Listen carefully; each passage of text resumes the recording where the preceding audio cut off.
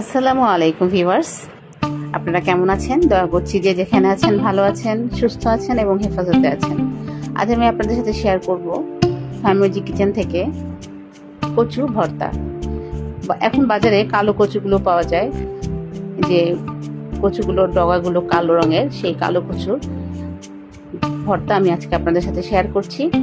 কচুর ডগার থেকে নিচের যে অংশটা থাকে, পাতার অংশ থেকে নিচে যে অংশটা থাকে, সেই অংশটা আমি কেটে এভাবে টুকরো করে নিয়েছি।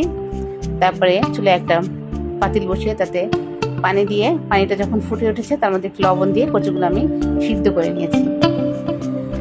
তারপরে চুলে একটা প্যান বসে কিছু শুকনো মরিচ ভেজে নিলাম। কচুটা সিদ্ধ করে আমি পানি ঝরিয়ে পাশে রেখে দিয়েছি। এরপরে এই শুকনো মরিচটা আমি সরিষার তেল দিয়ে ভেজে নিয়েছি তাওয়ার মধ্যে। তারপরে দিয়ে দিয়েছি কিছু রসুন, আস্ত রসুন, আর যে কচুটা আমি সিদ্ধ করে রেখেছিলাম সেটা। কচুর ভিতরে যে একটা হালকা পানি থাকে সিদ্ধ হওয়ার পরে, এটা আস্তে আস্তে করে আমি চুলার জালটা কমিয়ে ভেজে নিব যাতে পানিটা শুকিয়ে যায়। এই রসুনের সাথে কচুটা আমি ভালো মতো ভেজে নিব এই সরিষার তেলের মধ্যে। চুলা আঁচটা কমিয়ে ভাজতে হবে যাতে পানিটা শুকিয়ে যায় এবং কচুটাও সুন্দর মতো ভাজা হয়ে যায়। তো কচুগুলো আমার ভাজা হয়ে গেছে, আমি উঠিয়ে নিয়ে পাশে রেখে দিয়েছি। এরপরে আমি যে শুকনো মরিচগুলো ভেজে নিয়েছিলাম একটা পাটার মধ্যে নিয়ে নিয়েছি। শুকনো মরিচগুলো একটু লবণ দিয়ে আগে মরিচগুলো আমি মিহি করে বেটে নিব। এভাবে এই কচুটা ভর্তা করলে খেতে খুবই অসাধারণ হয়।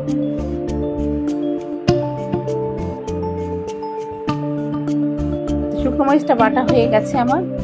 এরপর আমি এখানে এই কচুর ভর্তার সাথে দিয়ে দিয়েছি একটু সরিষা। সাদা সরিষাটা আমি প্রথমে ভিজিয়ে রেখেছিলাম, তারপরে পরিষ্কার করে ধুয়ে ছাঁকনির সাহায্যে পানিটা থেকে তারপরে দিয়ে এটাও বেটে নিচ্ছি আমি মরিচের সাথে ভালো মতো। শুকনো মরিচ আর সরিষাটা আমার বাটা হয়ে গেছে। এখন আমার এই যে ভেজে রাখা কচু আর রসুনটা আমি বেটে নিচ্ছি ভালো মতো করে। যেহেতু এটা নরম, এটা আসলে খুব আলতো হাতে বেটে নিলেই হবে, একটা বাটা দিলেই হয়ে যাবে।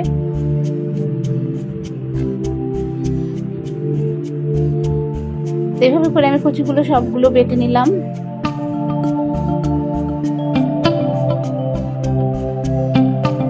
আপনারা যারা কখনো এই ভর্তাটা খাননি, একবার ট্রাই করে দেখবেন, খেতে খুবই সুস্বাদু। কচুটা আমার বাটা হয়ে গেছে। এরপর আমি এখানে কিছু পেঁয়াজ কুচি নিয়ে নিয়েছি, এটা আমি হালকা করে বেটে নিচ্ছি।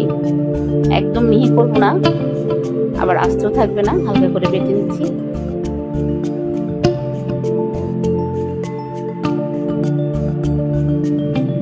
পরে কচুটা যে বেটে রেখেছিলাম, কচু এবং সরিষা, শুকনো মরিচ, সেটার সাথে এই পেঁয়াজটা মিলিয়ে দিলাম।